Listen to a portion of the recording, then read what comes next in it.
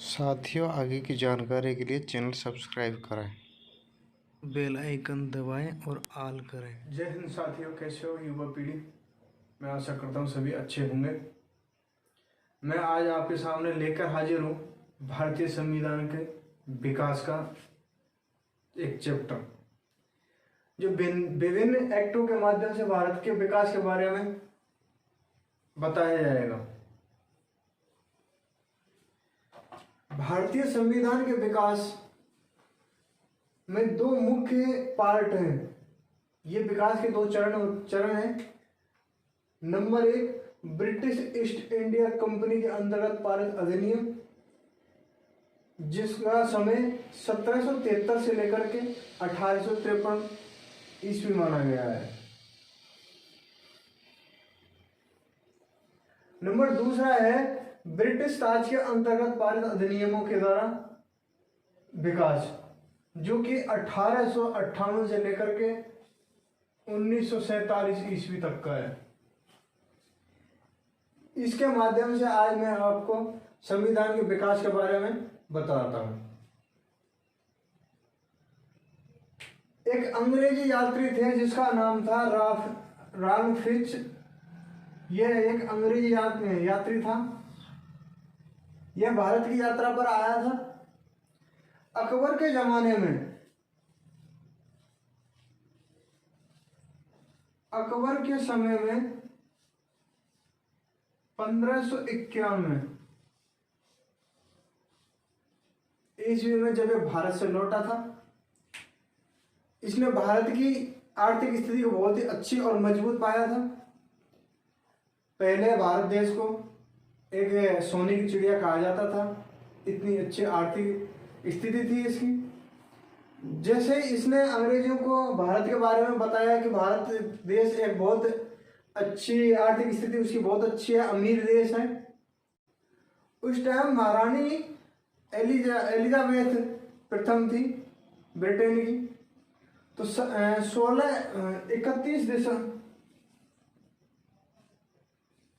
31 दिसंबर 1600 ईस्वी को 100 से अधिक व्यापारियों ने मिलकर ब्रिटेन की ईस्ट इंडिया कंपनी की स्थापना की थी। ब्रिटिश ने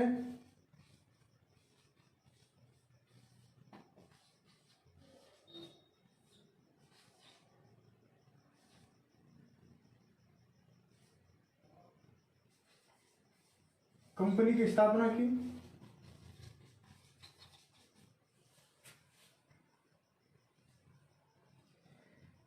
उसी दिन महारानी एलिजाबेथ प्रथम ने हस्ताक्षर युक्त लाइसेंस चार्टर व्यापारियों को दिए और 15 वर्षों के लिए कंपनी के भारत, अफ्रीका व दक्षिण पूर्वी एशिया में भारत, अफ्रीका व दक्षिणी पूर्व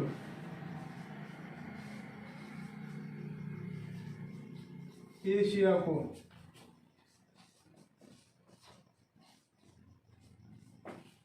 पंद्रह वर्षों के लिए व्यापार करने का अधिकार दिया।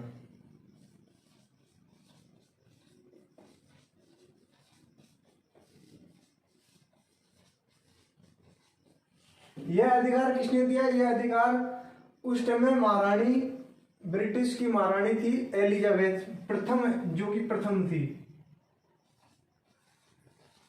प्रथम महारानी।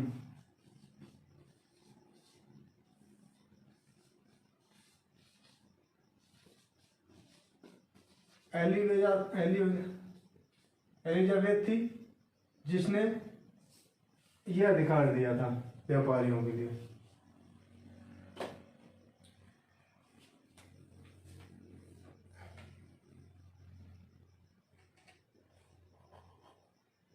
अब बताता हूं आपको मैं रेगुलेटिंग एक्ट के बारे में।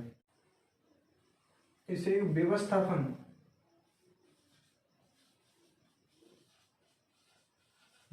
कानून भी कहा जाता है। क्या कहा जाता है? व्यवस्थापन कानून। तत्कालीन ब्रिटिश प्रधानमंत्री लॉर्ड नॉर्थ तत्कालीन समय में प्रधानमंत्री थे। इसे जो 1773 ईस्वी का रेगुलेटिंग एक्ट है, इस समय इसे भ्रष्टाचार एवं कुप्रशासन से दूर करने के लिए यह एक्ट लागू किया गया। भ्रष्टाचार और कुप्रशासन से बचाने के लिए इस एक्ट को पारित किया गया, जिसे संविधान के विकास की एक प्रक्रिया का प्रथम चरण माना जाता है। 1773 रेगुलेटिंग एक्ट को विकास की चरण की प्रथम प्रक्रिया माना जाता है। इसे यह ब्रिटिश संसद में पारित हुआ। इसके तहत ब्रिटिश ईस्ट इंडिया कंपनी को राजनीतिक शक्ति के रूप में मान्यता प्राप्त हुई। इसी के द्वारा यह पूछा जा सकता है कि ब्रिटिश ईस्ट इंडिया कंपनी में के द्वारा संसद में जो पारित हुआ था, उसमें राजनीतिक शक्ति। 1774 ईस्वी में कलकत्ता में फोर्ट विलियम में एक 4 सदस्यीय एक सुप्रीम कोर्ट की स्थापना की गई थी। कलकत्ता के फोर्ट विलियम में, किसमें? फोर्ट विलियम में एक 4 सदस्यीय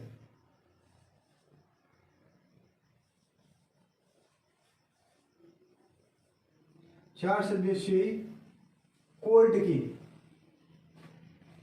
यानी सुप्रीम कोर्ट की स्थापना की गई थी। कोर्ट की स्थापना हुई।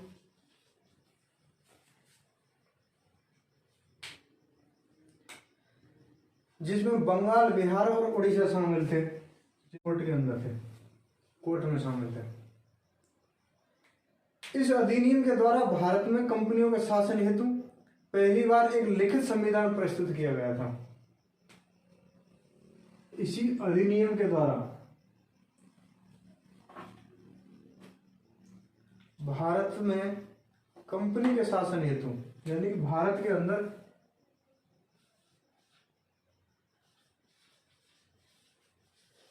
कंपनी के शासन हेतु लिखित संविधान क्या वो मिला था? लिखित संविधान प्रस्तुत किया गया था। इसी के टाइम में भारत के सचिव की पूर्व अनुमति पर गवर्नर जनरल का उसकी परिषद में 4 सदस्यों को कानून बनाने का अधिकार दिए गए थे। तब बंगाल के गवर्नर के 3 प्रेसिडेंसियों का गवर्नर कहा जाता था, जो कौन कौन से? बंगाल, बिहार और उड़ीसा, तीनों आ जाते हैं। इसी एक्ट के तहत बनने वाले बंगाल के प्रथम गवर्नर जनरल कौन थे? Lord Warren Hasting.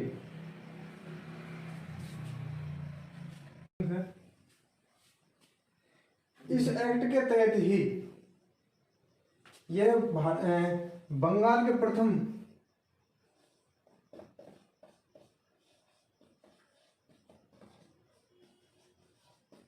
गवर्नर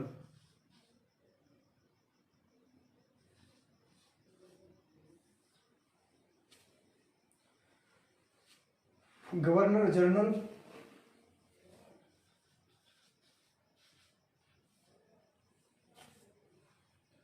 बनाए गए थे लॉर्ड वारेन हेस्टिंग्स को। एक विशेष बात नोट यह है कि जब भारत में वारेन हेस्टिंग्स आए थे, तब भारत के बंगाल के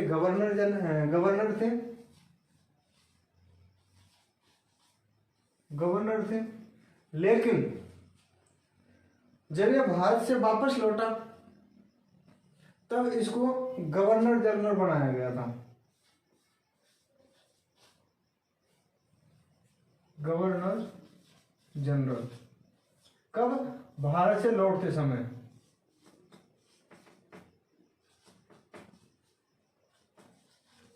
लौटते समय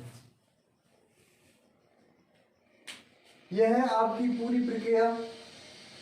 1773 ईस्वी के जो रेगुलेटिंग एक्ट था उसके माध्यम से ये माध्यम था, जो विकास था इसके माध्यम से। इसके बाद आपका आ जाता है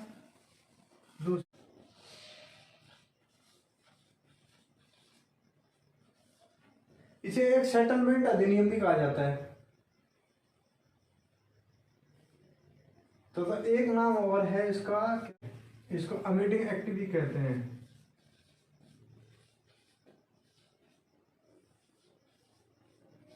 अमेंडिंग एक्ट भी कहा जाता है।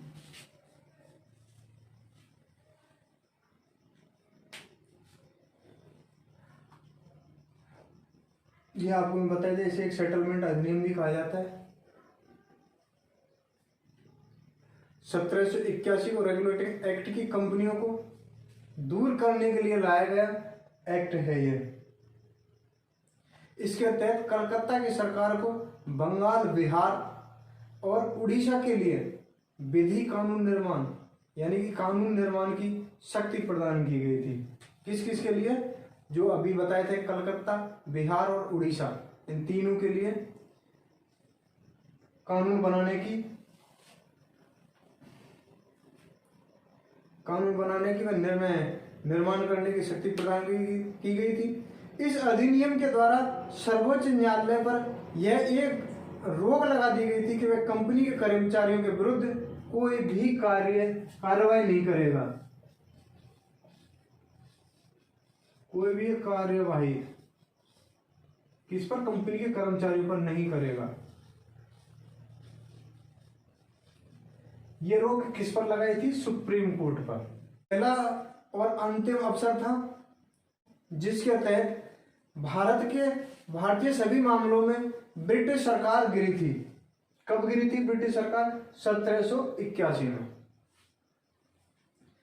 कोर्ट की अपनी आज्ञाएं तथा आदेश लागू करने की समय सरकार को कानून बनाने तथा उसके कार्यों में लाने के समय भारत के सामाजिक धार्मिक रीति रिवाजों का सम्मान करने के निर्देश दिए गए थे। यानी कोर्ट को ये निर्देश किसको दिए गए थे? कोर्ट को, इस अधिनियम के तहत।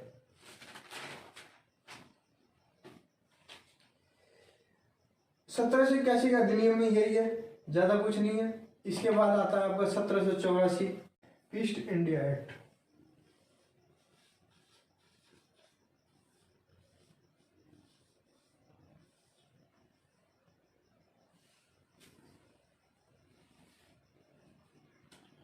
इसे भी एक सेटलमेंट अधिनियम कहा जाता है। इस अधिनियम के द्वारा द्वैध शासन व्यवस्था लागू की गई थी, जो कि 1858 तक चली।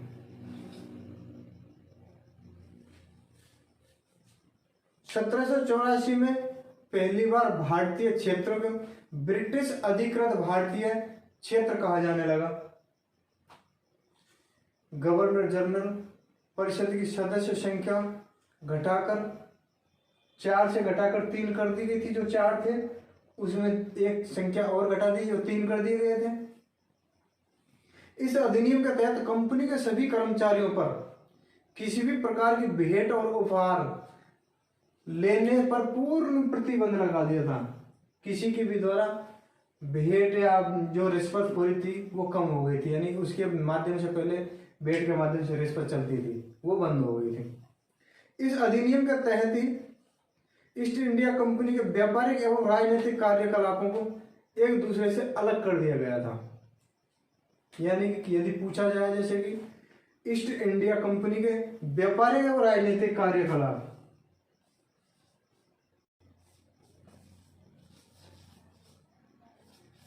कर दिया गया था इसी एक्ट के तहत।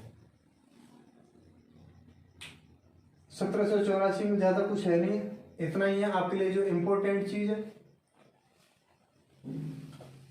1786 का अधिनियम, इसके तहत गवर्नर जनरल को प्रधान सेनापति की शक्तियां सौंपी गई थी। यानी कि जो सेनापति था, प्रधान सेनापति था, उसको शक्तियां सौंपी गई थी और परिषद के निर्णय निरस्त करने के अधिकार भी दिए गए थे। किसको? जो परिषद गठित हुई थी, परिषद को निरस्त करने का भी अधिकार इस प्रधान सेनापति को दिया गया था। इसके तहत इस अधिनियम का मुख्य उद्देश्य था कि लॉर्ड कॉर्नवालिस को बंगाल का गवर्नर जनरल बनाया जाए। किसको? जनरल बनाया जाए। इसमें मुख्य चीज यही है कि सेनापति, प्रधान सेनापति को उसकी शक्तियां सौंपी गई थी और एक मुख्य उद्देश्य इसका यही है बस, बंगाल के गवर्नर जनरल किसको बनाया जाए? लॉर्ड कॉर्नवालिस को। इसके बाद में आता है आपका 1793 अधिनियम। 1793 के एक्ट के अनुसार कंपनी के व्यापारिक अधिकारों को 20 वर्षों के लिए बढ़ा दिया गया था। कितने वर्षों के लिए? जो व्यापारिक अधिकार थे उन्हें 20 वर्ष के लिए और बढ़ा दिया था, और बढ़ाया था, तथा गवर्नर जनरल की शक्तियों में वृद्धि हुई थी। जो गवर्नर जनरल था इसकी शक्तियों में वृद्धि हुई थी।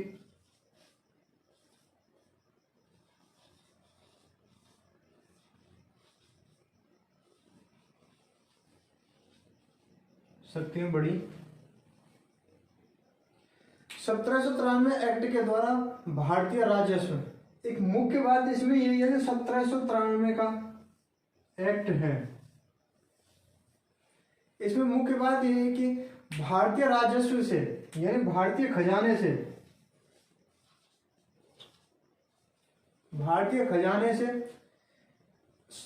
जो नियंत्रण बोर्ड था उसके सभी सदस्यों को एवं कर्मचारियों को वेतन दिया जाने लगा था। कब दिया? कब से? किससे दिया जाने लगा था? भारतीय खजाने से सभी कर्मचारियों एवं बोर्ड के सदस्यों को, जो कि ये प्रक्रिया 1919 तक दिया जाने लगा। यानी जो खजाने से जो वेतन दिया जाता था वो 1919 तक दिया जाता था। 1793 में यही है, ज्यादा कुछ नहीं है। जाता है आपका 1813।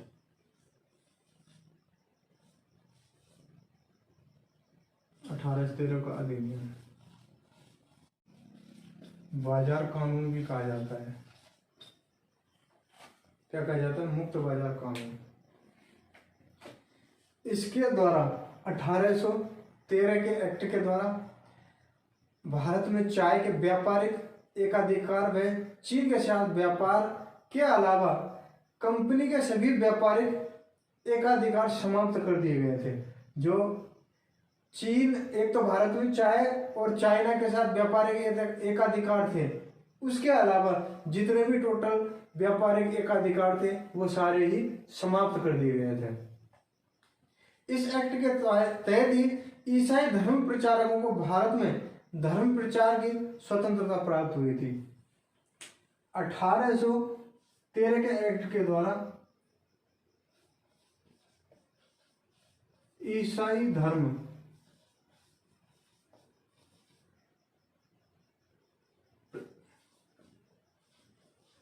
प्रचारकों को भारत में धर्म प्रचार करने की अनुमति मिली।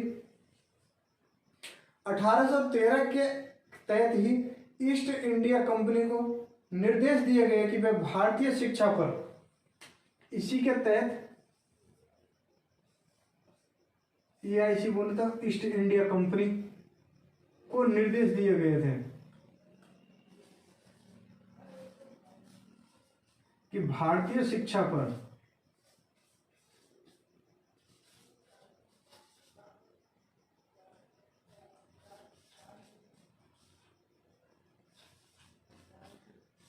प्रत्येक वर्ष 1 लाख रुपए खर्च किए जाए। नोट कर लें आप नंबर क्या क्या। बंगाल का प्रथम गवर्नर लॉर्ड क्लाइव था।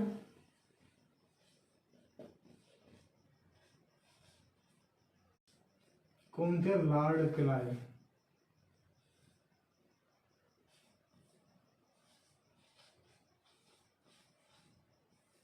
लॉर्ड क्लाइव थे।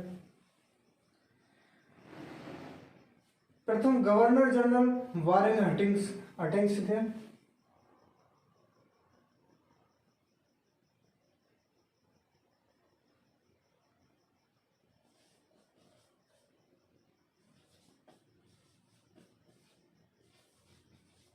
हस्टिंग्स है जो कि क्या थे? प्रथम गवर्नर जनरल।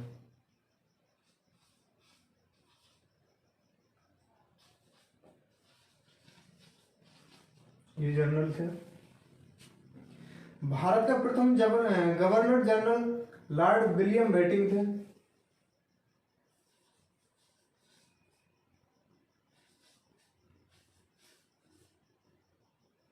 लॉर्ड विलियम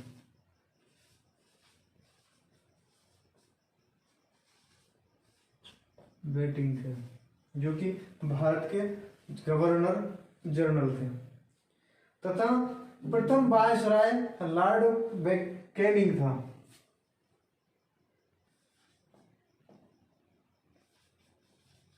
प्रथम वायसराय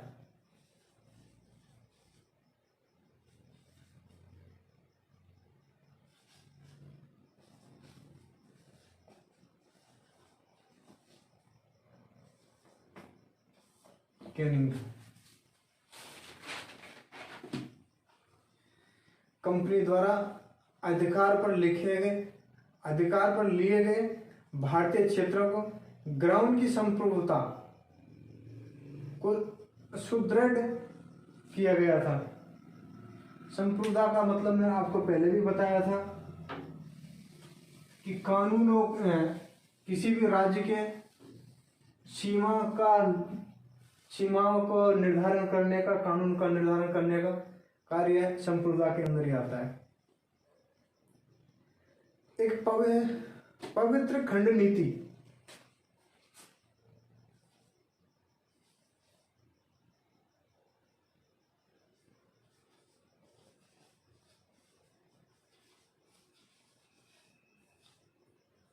अठारह सौ तेरह के एक्ट के अनुसार अंग्रेजी मशीनों को भारत के कार्य करने की अनुमति मिली, जो ब्रिटिश सरकार की इसी नीति के तहत दी गई थी। इस प्रावधान के लिए ईस्ट इंडिया कंपनी ने निर्देशक मंडल के पूर्व सदस्य थे जो कि चार्ल्स ग्रांट। कौन थे?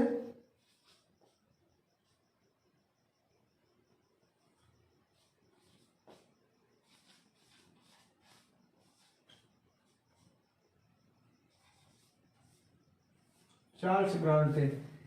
ये चार्ल्स ग्रांट ही एक पूर्व सदस्य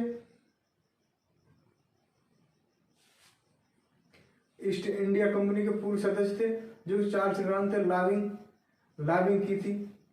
भारत में अंग्रेजी शिक्षा के नियम इसी समय पड़े थी। भारत के अंदर शिक्षा के नियम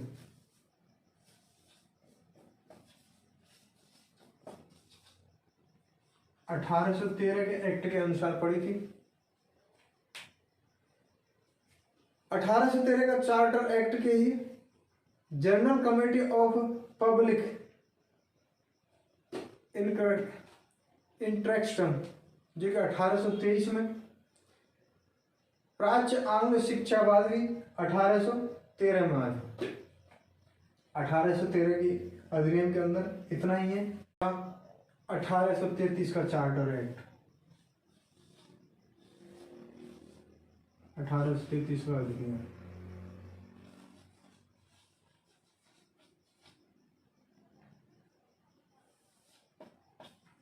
इसके अंदर देखो, इसके अंदर क्या है। भारत में संविधान निर्माण का प्रथम प्रारूप इसी एक्ट के द्वारा पारित हुआ था, जो कि भारत के निर्माण की प्रथम प्रारूप प्रक्रिया हुई थी, जो 1800 भारत के अंदर, किसके अंदर? भारत के अंदर संविधान का निर्माण का प्रथम चरण इसी को माना जाता है 1833 को। इसके द्वारा कंपनी के सभी व्यापारिक एकाधिकार समाप्त कर दिए गए थे। जितने भी कंपनी थी, ईस्ट इंडिया कंपनी जो हुई है, उनके व्यापारिक एकाधिकार थे वो सारे समाप्त कर दिए गए थे। एकमात्र राजनीतिक और प्रशासनिक संस्था बना दिया गया था। उनको केवल क्या बना दिया था? एक राजनीतिक एवं व प्रशासनिक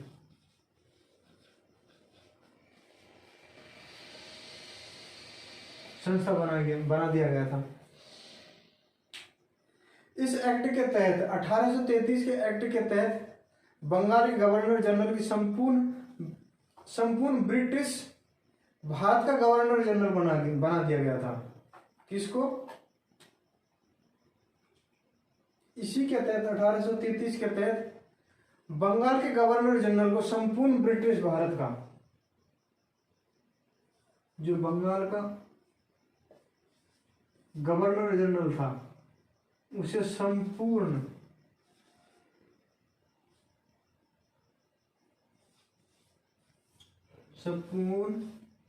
ब्रिटिश भारत का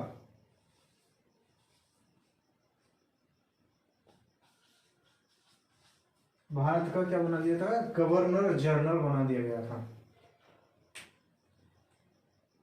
1833 में ही बनाया गया था।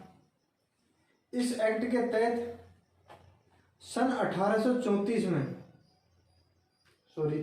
1934 नहीं, 1833 है।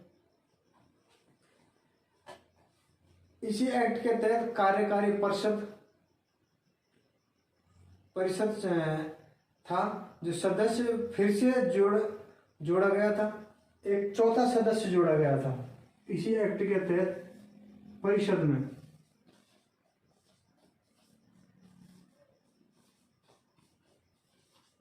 एक चौथा सदस्य जोड़ा गया, जो पहले 3 थे तो एक और प्लस कर दिया था, यानी 4 सदस्य हो गए थे। सदस्य जोड़ा गया था जो विधि कानून विशेषज्ञ था। क्या था वो? जो कानून बनाने का विशेषज्ञ था, जिसे सन 1834 में, यानी इस पद पर इसे रखा, जो चौथा जोड़ा गया था उसे विधि बनाने के पद पर रखा था, विधि विशेषज्ञ।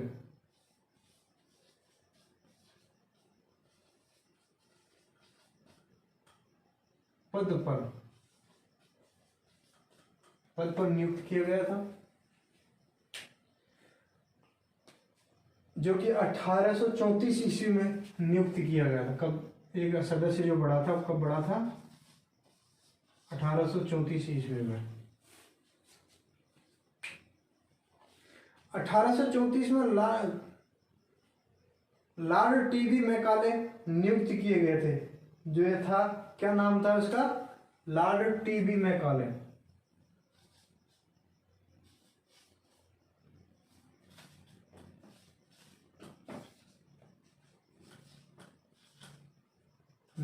जो कि एक विशेषज्ञ, विधि विशेषज्ञ पद पर रखा गया था।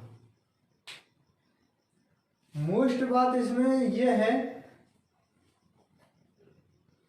1834 में लॉर्ड मैकाले की अध्यक्षता में भारत में प्रथम विधि के आदेश आए, यानी कानून आयोग का गठन किया गया था। मैकाले की अध्यक्षता में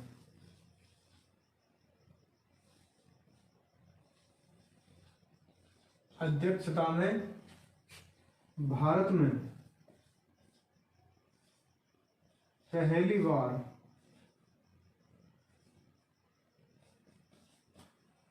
विधि कानून आयोग का गठन किया। ये पूछा जा सकता है कब किया गया था? पहली बार कब किया गया था? 1834 में।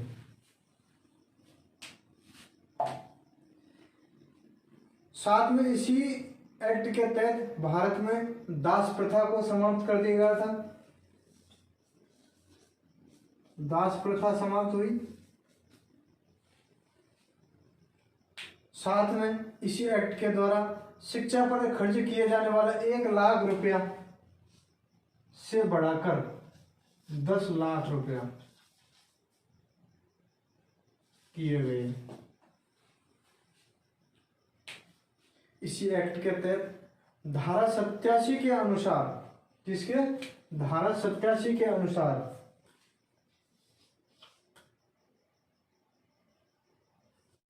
धारा 87 के अनुसार कंपनी के किसी भी भारतीयों को जाति धर्म के आधार पर पद पर अयोग्य ना समझा जाए। यानी वह कोई भी, इसी के तहत क्या, धारा 87 के तहत भारत के जितने भी कोई भी लोग थे, कोई भी धर्म के, जाति के, उनको अयोग्य ना समझा जाए जो कि इसी पद पर थे।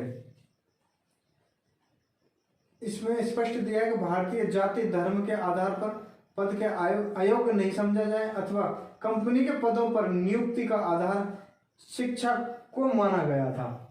पहली बार शिक्षा के द्वारा ही कंपनी में कर्मचारी पद जितने भी थे उन पर नियुक्त होने वाले शिक्षा को माना जाता था। पहले एक जाति का सिस्टम था जो अब वह खत्म कर दिया गया था, विशेष जाति को नियुक्त किए जाते थे। दास प्रथा समाप्त हो गई थी। शिक्षा में राशि में वृद्धि हुई। कंपनी में नियुक्तियों में भेदभाव खत्म हो गया। जो सभी जातियों के हो, कोई भी जाति का था, वो केवल शिक्षा, जिसके पास जिसने शिक्षा की है, शिक्षा का ये इम्पोर्टेंट है, जो शिक्षित है वही उन पदों पर रहेगा। 1833 ईस्वी का अधिनियम है, इतना ही।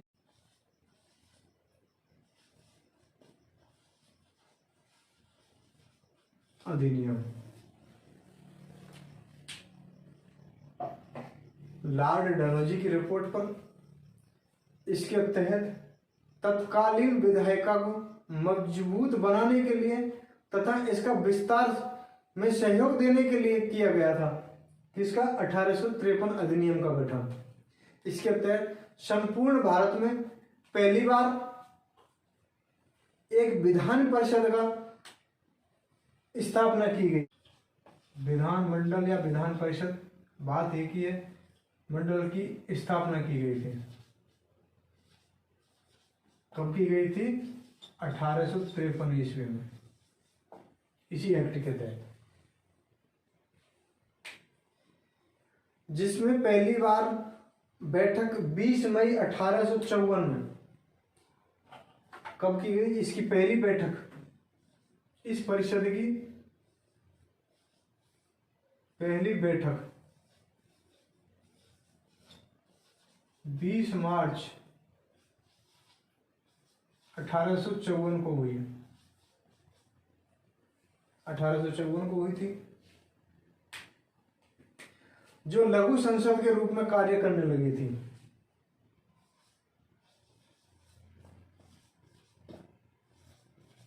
लघु संसद के रूप में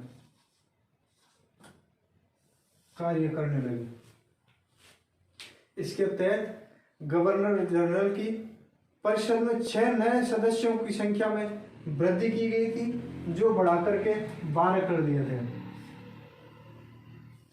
6 से बढ़ाकर 12 कर दिए थे। इसमें 12 सदस्य, जो पहली बार गठन थी उसमें कितने सदस्य? 6 थे, जो बढ़ाकर के 12 कर दी गई थी।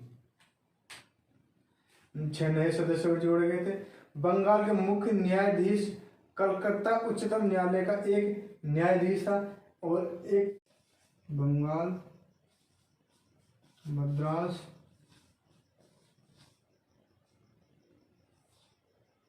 बम्बई, और एक और है कल आगरा। इन चारों के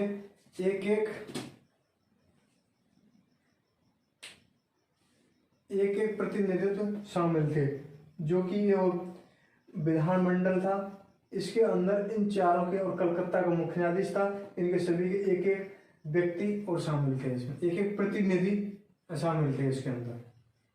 इसके तहत कार्यकारी परिषद में कानून सदस्य को पूर्ण सदस्य का दर्जा दिया गया था।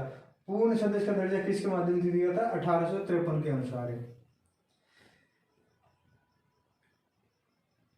1853 के अधिनियम के अनुसार निदेशक मंडल के सदस्यों की संख्या 24 से घटाकर वापस 18 कर दिए। 12 थे, फिर 24 हुए, 24 के बाद में वापस 18 कर दिए थे, 24 से 18 हो गई। इस अधिनियम के तहत पहली बार सिविल सेवाओं में भारतीयों को शामिल करने का प्रावधान दिया था। भारतीयों को सिविल सेवाओं में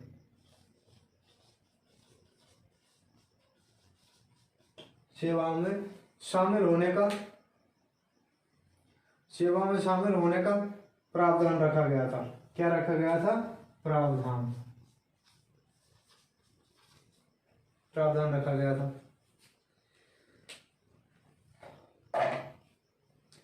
ब्रिटिश संसद द्वारा पारित यह अंतिम एक्ट था। ब्रिटिश ईस्ट इंडिया कंपनी के अंतर्गत पारित होने वाला यह 1853 अंतिम एक्ट था। भारत के प्रथम ICS रविंद्रनाथ टैगोर थे।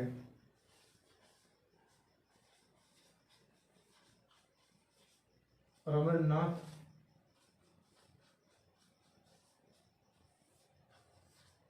टैगोर थे। 1833 से लेकर के 1858 के गवर्नर जनरल के बारे में बताऊं आपको।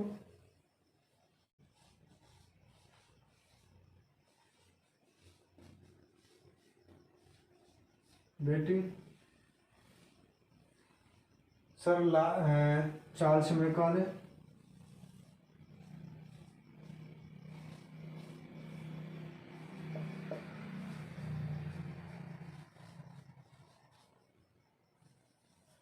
Charles Macaulay, Lord Auckland,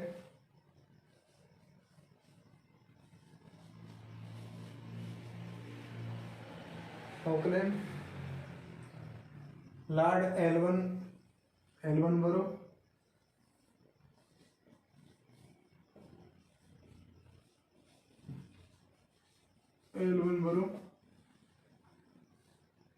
William बीबरफोर्स,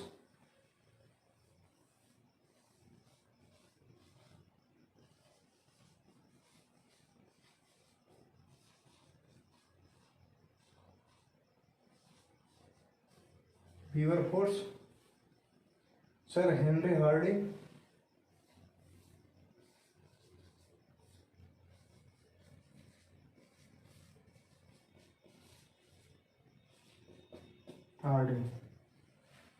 अच्छा तो ये हैं, दो और हैं वो भी लिखाऊंगा अभी। इनका शासन कब से कब तक था? 1833 से 1835 तक रहे थे।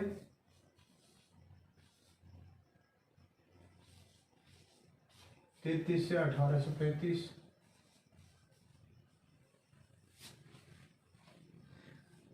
1835 से 36 तक ये रहे थे।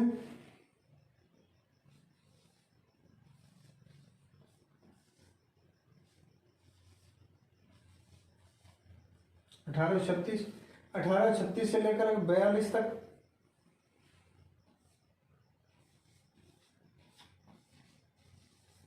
1836 से लेकर 1842 तक,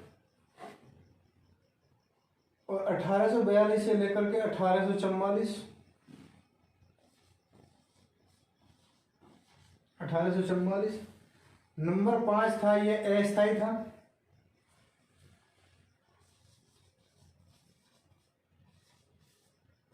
अस्थायी था ये 1844 में डेट है जून 1844 से जुलाई 1844 तक रहे थे। जून 1844 से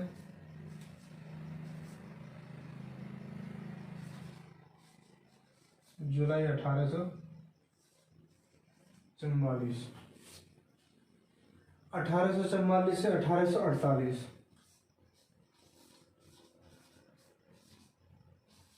48 तक रहे थे। नोट कर लिए हमने, कर लो। दो और हैं, लॉर्ड डलहौजी और लॉर्ड कैनिंग।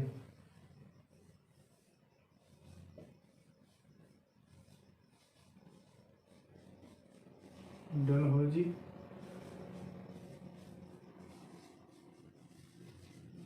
Lord Canning.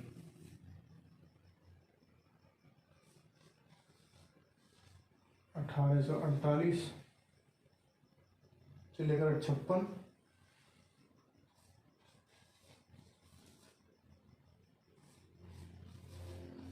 1856 से लेकर के 1858। ये हैं आपके 1833 से 1858 के गवर्नर जनरल। कौन है?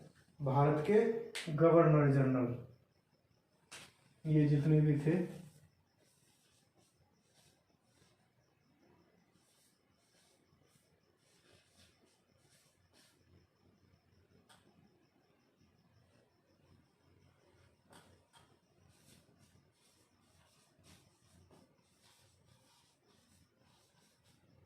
आशा करता हूँ इस भाग से आप संतुष्ट होंगे।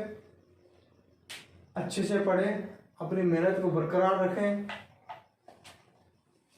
नेक्स्ट अगला एक और जो पार्ट होगा वो होगा आपका ब्रिटिश ताज के अंतर्गत अधिनियम के द्वारा अधिनियम पारित, जो कि 1858 से 1947 का काल माना जाता है। जानकारी से आपको अच्छी लगी होगी, कमेंट में बताएं ताकि मैं आपके लिए एक नई और वीडियो ला सकूं। बहुत बहुत धन्यवाद। जय हिंद साथियों।